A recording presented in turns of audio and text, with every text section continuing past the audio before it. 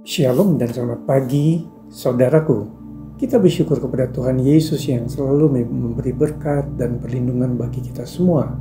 Mari siapkan hati kita sebelum mendengarkan pesan-pesan Tuhan pagi ini. Mari kita berdoa. Bapa, dalam nama Tuhan Yesus, kami bersyukur atas kebaikan-Mu.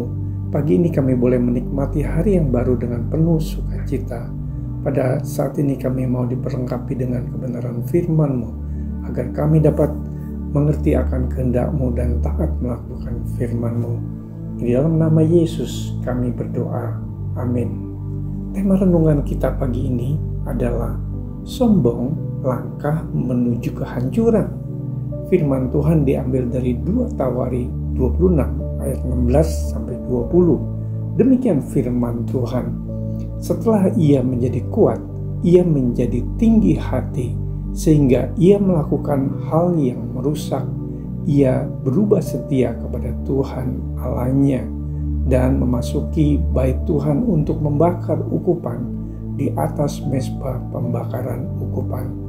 Tetapi Imam Asaria mengikutinya dari belakang bersama-sama 80 imam Tuhan, orang yang tegas. Mereka berdiri di depan Raja Uzia dan berkata kepadanya, "Hai Uzia, engkau tidak berhak membakar ukupan kepada Tuhan. Hanyalah imam-imam keturunan Harun yang telah dikuduskan yang berhak membakar ukupan. Keluarlah dari tempat kudus ini, karena engkau telah berubah setia.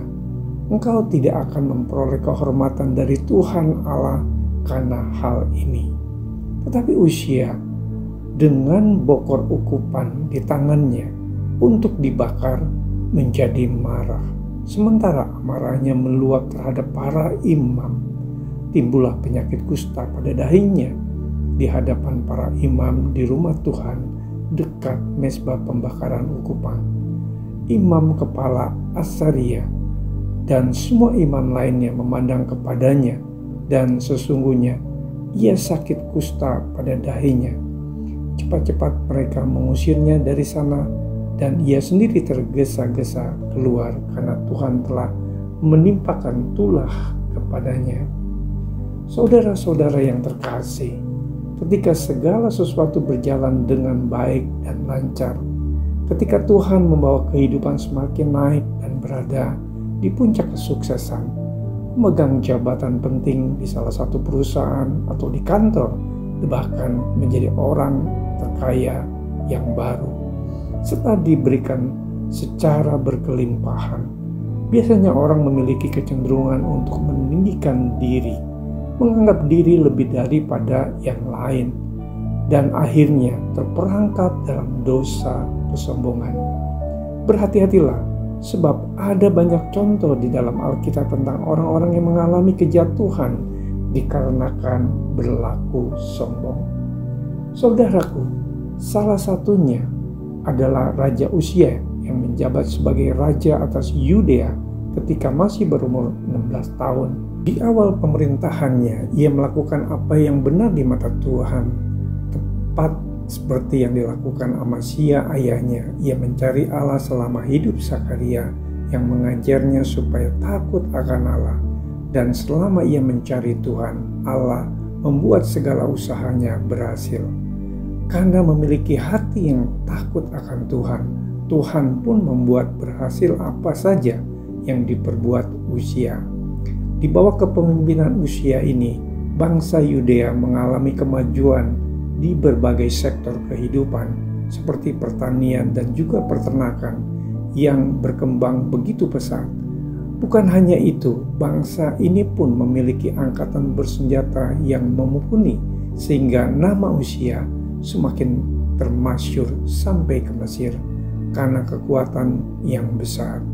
Uzia benar-benar telah berada di puncak kesuksesannya. Sayang, ia menjadi lupa diri, lupa akan kebaikan dan campur tangan Tuhan. Bahkan ia berubah setia kepada Tuhan Allahnya dan memasuki bait Allah untuk membakar ukupan di atas mezbah pembakaran ukupan. Padahal membakar ukupan di atas mezbah adalah tugas para imam keturunan Harun. Ketika ditegur dan diperingatkan, ia pun menjadi sangat marah. Ini menunjukkan bahwa Uzia tidak lagi menghormati Tuhan. Saudaraku, karena kesombongannya, Uzia harus menuai akibatnya. Sakit kusta sampai kepada hari matinya.